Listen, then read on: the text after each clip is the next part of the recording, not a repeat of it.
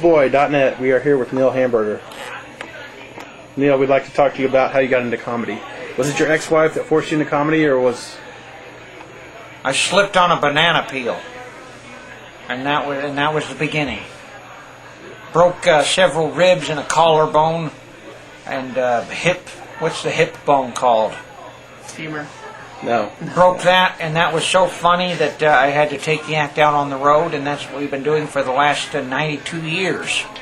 How do you feel about this trend now of dead comedians? You have Sam Kinison, you have Bill Hicks, Richard Pryor. Less competition. Robin Williams. Less competition. Robin Williams, he's so much herpes. His whole head. His brain, his head is 2% brain, 98% herpes sores, scabs.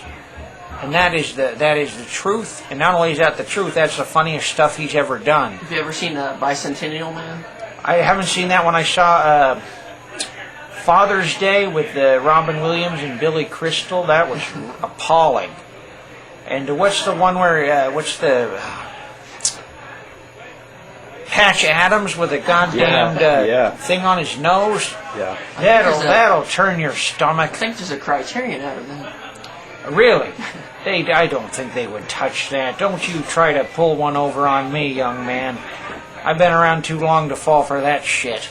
Speaking of that, how do you deal with hecklers, Neil? You have a lot of hecklers at your Well, house. I used to just suffer through hecklers, but now we've hired a SWAT team that takes them out. They think they've got everything under control, calling me all kinds of names. The minute they walk out the door, we've got snipers on the roofs in the area who just blow their fucking brains out. Check out the newspaper for every show I do. Check the news the next day and you'll read about unsolved murders from snipers in the vicinity of these nightclubs. So watch out, hecklers. Have you had any cease and desist orders from Paris Hilton, Red Hot Chili Peppers, anybody you talk about in your act at all? We haven't yet, but I did learn that the Red Hot Chili Peppers, a couple of them, and I won't name names, a couple of them actually collect my recordings, which is not right. Almost makes me not want to do the jokes anymore to learn that.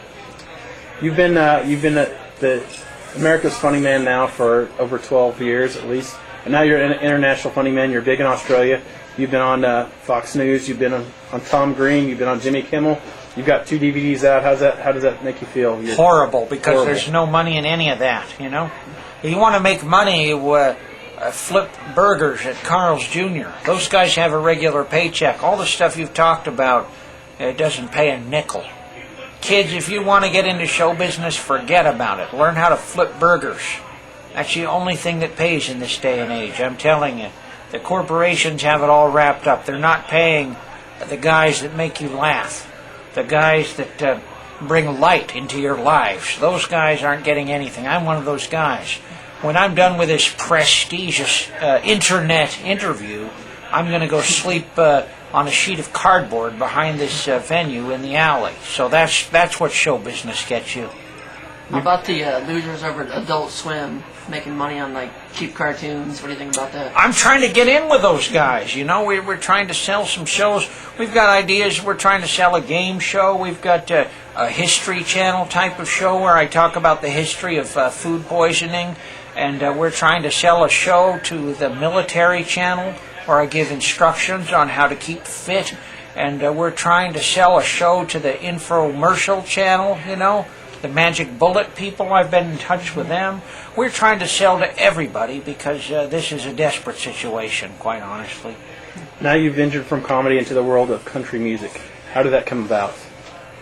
Well, you know, we were looking for something new. I've done about a dozen albums. You probably don't own any of them, and the people watching don't own any of them because the people watching are freeloaders and cheapskates who watch these sorts of asinine, shitty little videos rather than buying my actual merchandise. But after doing 11 albums, we said, we've done the stand-up albums. I did an album recorded in Malaysia.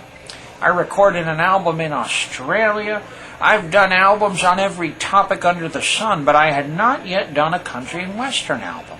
So somebody, some wiseacre, said, Neil, how about a country and western album? And I said, you bet. Let's do it. Let's see what we have to offer. And I'll tell you what, it's a lot better than Tim McGraw, that cocksucker.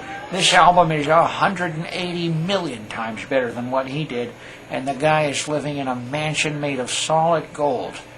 His sink, if you turn on the hot water in the shower, liquid gold flows out all over your body. And yet I doubt we'll sell even 150 of my album. You have a message for America and the rest of the Yeah, world. fuck you. Thank you very much, Neil Hamburger. Thank you.